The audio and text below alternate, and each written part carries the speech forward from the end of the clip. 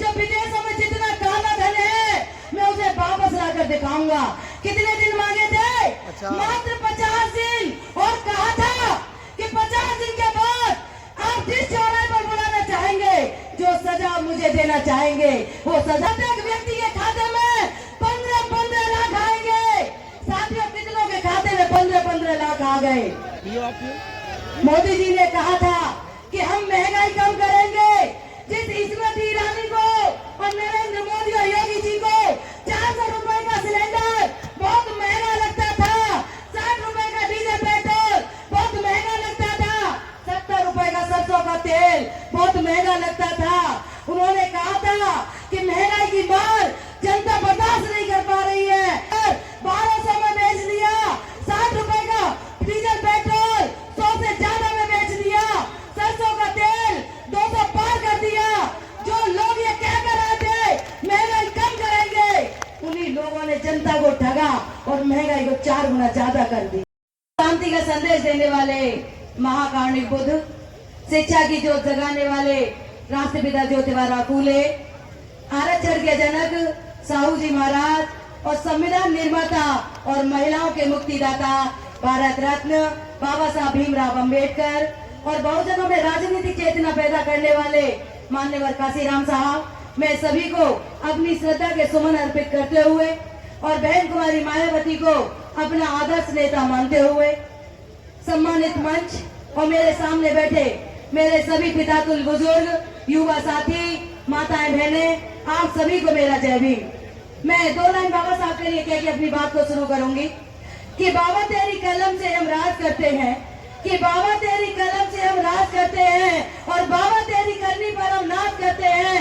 और बदलेगा ये वक्त और जमाना भी, कि बदलेगा ये वक्त और जमाना भी, जय भीम के उद्घोष से आगाज करते हैं। आप सभी साथियों को पता है, अभी बताया जा रहा है कि चुनाव का वक्त है, बताने की भी जरूरत नहीं है। आप लोगों ने 10 साल से इस सरकार को देखा है। यहाँ बैठा हुआ कोई भी व्यक्ति बता दे कि 10 सालों में इस बीजेपी सरकार ने, योगी सरकार ने, मोदी सरकार ने, डबल इंजन की सरकार ने आपसे जितने वादे किए, नारा दिए, क्या कोई वादा पूरा किया? क्या कोई नारा पूरा किया?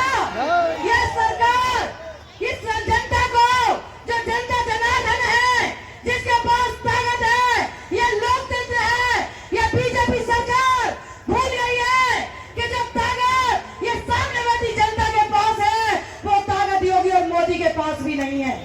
यदि उनको मंदिर से निकाल कर यदि संसद में बिठाने का काम यदि किसी ने किया तो ये मेरी देवतुल्य जनता ने किया। लेकिन इसी जनता को 10 सालों तक ठगने का, धोखा देने का काम यदि किसी ने किया तो ये बीजेपी सरकार ने किया। मेरे बहनों और भाइयों, मैं आपको बता दूं कि ये आज भी आपसे उतने ही लुहावने वादे कर रहे हैं, उतने ही लुहावने नारे दे रहे हैं, जितने लुहावने वादे और नारे इन्होंने 2014 में दिए थे। इनके नारों की लिस्ट, इनके वादों की लिस्ट इतनी लंबी है कि यदि यहाँ 4 घंटे इनके बारे में बात की जाए तो भी कम पड़ जाएगी। लेकिन कुछ बातें इनकी मैं बताना चाहूंगी साथियों, कि नरेंद्र मोदी जी ने सबसे पहले कहा था चुनाव में, जब आपसे 2014 में हाथ जोड़कर वोट मांगा था कि मेरे बहनों और भाइयों मुझे 50 दिन दे दो और मैं 50 दिन में जो विदेशों में जितना काला धन है मैं उसे वापस लाकर दिखाऊंगा। कितने दिन मांगे थे? मात्र 50 दिन। और कहा था कि 50 दिन के बाद आप जिस चौराहे पर बुलाना चाहेंगे, जो सजा मुझे देना चाहेंगे, वो सजा मुझे मंजूर होगी। अभी भी वो भाषण आप देख सकते हैं, यूट्यूब फेसबुक पे चल रहा है। साथियों, आज कितने दिन हो गए? 50 दिन छोड़िए, 100 दिन छोड़िए, साल छोड़िए, 5 साल छोड़िए, आज 10 साल हो गए, लेकिन देश में कहीं भी काला धन नजर। कहा था कि काला धन इतना है कि जब वापस आएगा तो प्रत्येक व्यक्ति के खाते में 15-15 लाख आएंगे। साथियों, कितनों के खाते में 15-15 लाख आ गए? मोदी जी ने कहा था कि हम महंगाई कम करेंगे। जिस स्मृति ईरानी को और नरेंद्र मोदी और योगी जी को 400 रुपए का सिलेंडर बहुत महंगा लगता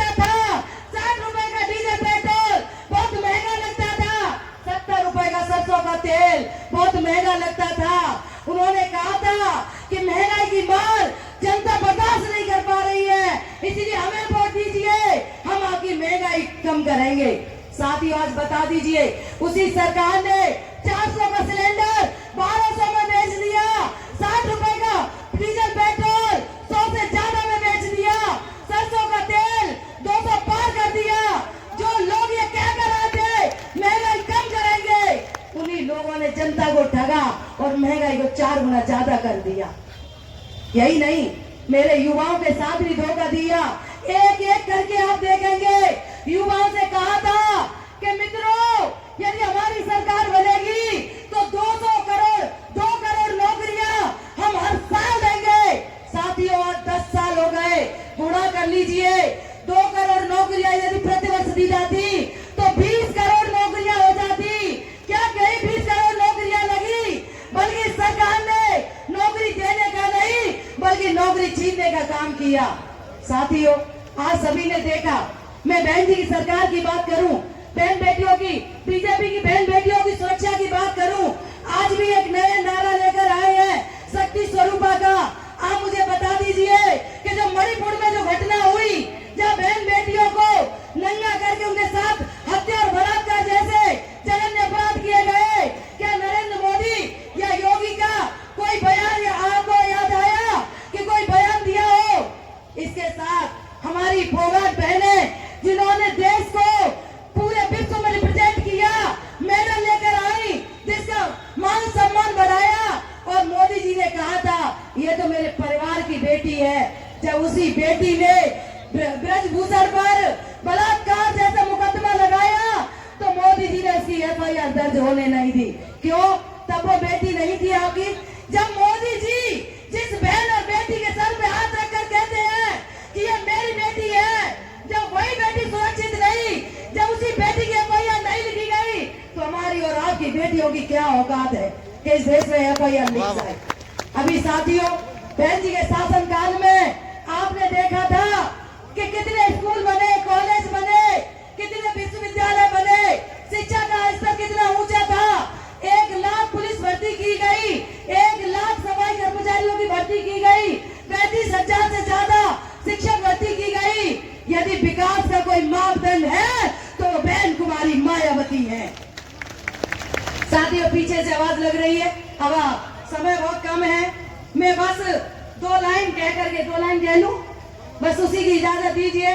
2 लाइन कहकर अपनी वाणी को विराम दूंगी कि चाय बेचने वाला पूरा भारत बेच रहा है, कि चाय बेचने वाला पूरा भारत बेच रहा है, इसी काम में हासिल उसको भारत बेच रहा है। अरे तेल बिक गया, रेल बिक गया, बिका हवाई अड्डा है, कि तेल बिक गया, रेल बिक गई, बिका हवाई अड्डा है, और सब कुछ बिकता देख के खुश हो रहे JP नड्डा है। जनता